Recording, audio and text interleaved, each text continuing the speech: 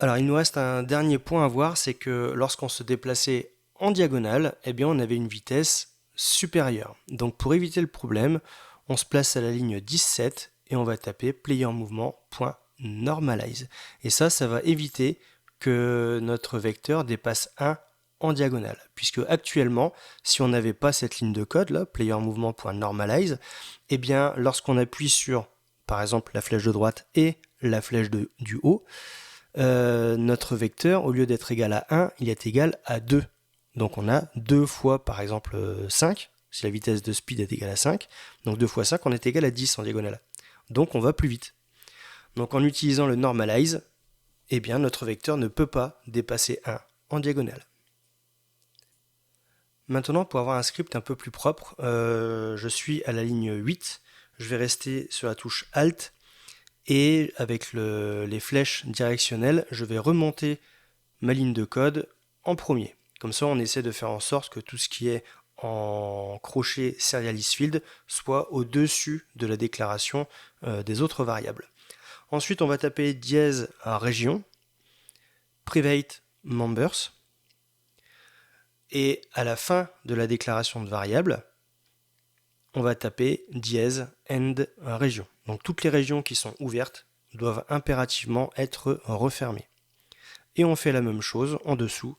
On va taper une nouvelle région que l'on va appeler main, que l'on referme avant la dernière accolade, donc dièse end région.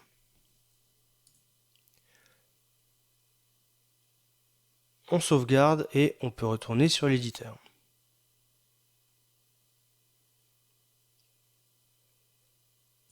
On passe en mode play. Ah, j'ai oublié de modifier la vitesse. Je vais ressortir du mode play. Donc la speed, on va la mettre par exemple à 5. Et on passe en mode play. Et là, on a un déplacement déjà plus rapide. Et la vitesse de déplacement en diagonale est toujours la même.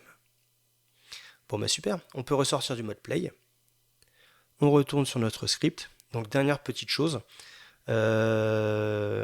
Ici, on va indiquer en commentaire. Donc on met 2 slash. Donc ici, on stocke les entrées joueurs.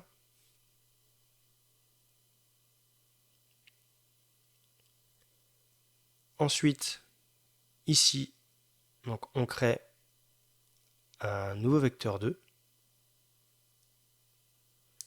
Donc je vais indiquer,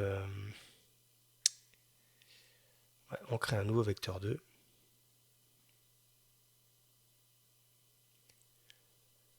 Pour prendre en compte nos axes.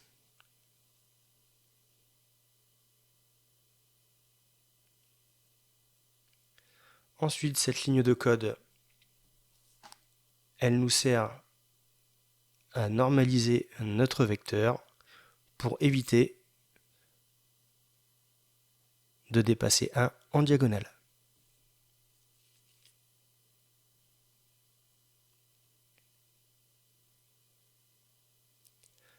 Et enfin, donc on utilise le composant transform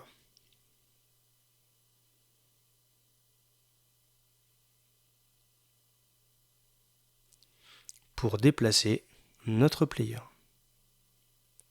Alors attention ici, le calcul entre parenthèses, c'est nos axes qui vont de -1 à +1 multiplié par notre vitesse qui est ici de 5. Donc là ça va être, c'est pas un chiffre, c'est une vitesse de déplacement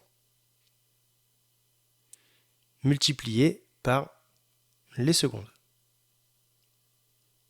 Le temps en secondes.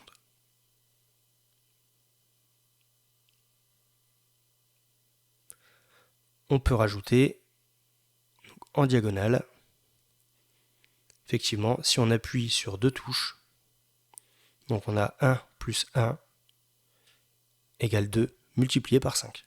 Donc ça fait un déplacement en diagonale de 10. Si on n'a pas, bien entendu, la ligne 23, player.normalize. Donc ça, c'est à bien prendre en compte et à bien comprendre.